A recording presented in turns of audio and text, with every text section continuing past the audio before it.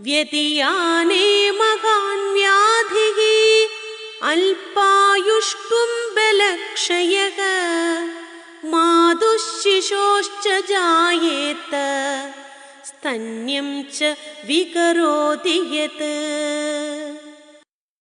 യത് എന്തെന്നാൽ വ്യതിയാനി മാറ്റം വന്നാൽ, മാതുഹു ശിശോഹോ ച മാതാവിനും ശിശുവിനും, മഹാൻ വ്യാധിഹി വലിയ രോഗം, അല്പായുഷ്ടം അല്പായുസ്, ബലക്ഷയ ബലക്ഷയം ജായേത ഉണ്ടാകും. ഇതിൽ നിന്ന് എന്തെങ്കിലും വ്യതിചലനം ഉണ്ടായിട്ടുണ്ടെങ്കിൽ ഉണ്ടാകാൻ പോകുന്ന ദോഷങ്ങളാണ് പറയുന്നത്. എന്തൊക്കെ? മാതാവിനും ശിശുവിനും രോഗങ്ങളുണ്ടാകും. അതായത് ഗർഭിണിയായിരിക്കവേ ഒരു സ്ത്രീയുമായിട്ട് പുരുഷൻ സംയോഗത്തിൽ ഏർപ്പെടുമ്പോൾ തീർച്ചയായിട്ടും ആ സ്ത്രീയുടെ വൈകാരിക ഭാവങ്ങൾ കുട്ടിയെ ബാധിക്കും.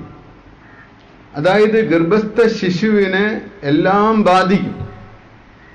ഏറ്റവും കൂടുതൽ ഒരു ശിശുവിനെ ബാധിക്കുന്ന സമയം, അത് നല്ലതും ചീത്തയും ബാധിക്കുന്ന സമയം ഗർഭത്തിലിരിക്കുമ്പോഴാണ്. ഒരമ്മയ്ക്ക് സന്തോഷമുണ്ടായാൽ കുട്ടിയെ അതറിയും, ദുഃഖമുണ്ടായാൽ കുട്ടി അറിയും.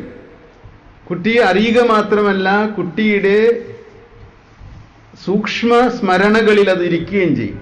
കുട്ടിയുടെ സംസ്കാരത്തിലേക്ക് അത് പകർന്നുകൊണ്ടിരിക്കും. ജനിച്ചു വരുന്നതിന് മുമ്പേ കുട്ടിക്കുണ്ടാകുന്ന പല പ്രശ്നങ്ങളും ഗർഭത്തിൽ വെച്ച് തന്നെ കുട്ടിയിൽ ഉണ്ടാകുന്നുണ്ട്. അത് നാം അറിയണം. അതുകൊണ്ട് ഗർഭിണിയായിരിക്കുന്ന ഒരു സ്ത്രീയുമായിട്ട് പുരുഷൻ സംയോഗത്തിൽ ഏർപ്പെടുമ്പോൾ ആ കുട്ടിക്കും അമ്മയ്ക്കും അല്പായുസായിട്ട് മാറും, ആയുസ് കുറയും. മാത്രമല്ല ബലക്ഷയം ഉണ്ടാകും. എന്താ കുട്ടി കാലിന് സ്വാധീനമില്ലാതെയൊക്കെ വരുന്നത്, ജനിച്ചു വരുന്നത്, മന്ദബുദ്ധിയായിട്ട് ജനിക്കുന്നത്? എന്തുകൊണ്ടാണ് കുട്ടിക്ക് ബുദ്ധിയില്ലാതെ ഇരിക്കുന്നത്?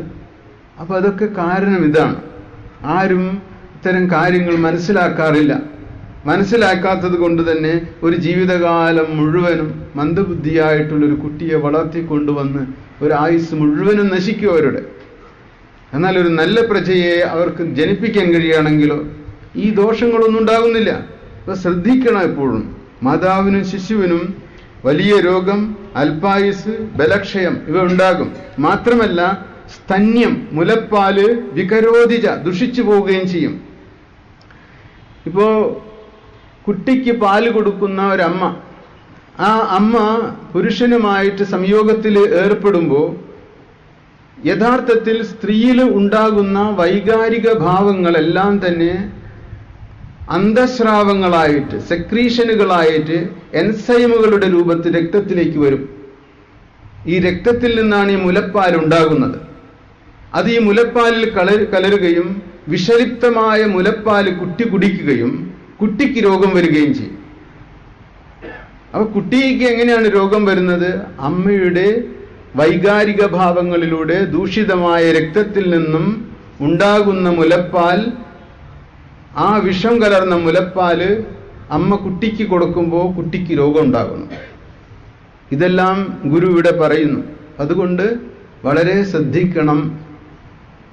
ഗാർഹസ്ഥ്യ ജീവിതം എന്ന് പറഞ്ഞു കഴിഞ്ഞാൽ നമ്മളെ സംബന്ധിച്ചിടത്തോളം ഒത്തിരി ആളുകളെ വിളിച്ചുകൂട്ടി ഒരു കല്യാണം, ഒരു പാർട്ടി, ആ ഒരു അറേഞ്ച്മെന്റ് എല്ലാം കഴിഞ്ഞ് ശേഷം അവരുടെ തോന്നിവാസം, ഇതാണ് കല്യാണം എന്ന് പറയുന്നത്.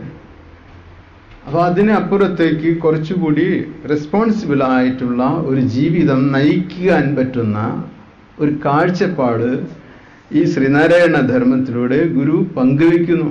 ഇതൊക്കെ അറിഞ്ഞിരുന്നാൽ ഗുണം, അല്ലെങ്കിൽ ജീവിതമെല്ലാം ദുരന്തമായി തീരാനും ദുഃഖപൂരിതമായിട്ട് തീരാനും എത്ര അവസരങ്ങളാണ് നമുക്കുള്ളത്. അത് വരാതിരിക്കാനുള്ളൊരു പ്രിക്കോഷണറി മെഷർ ഇതിലുണ്ട്.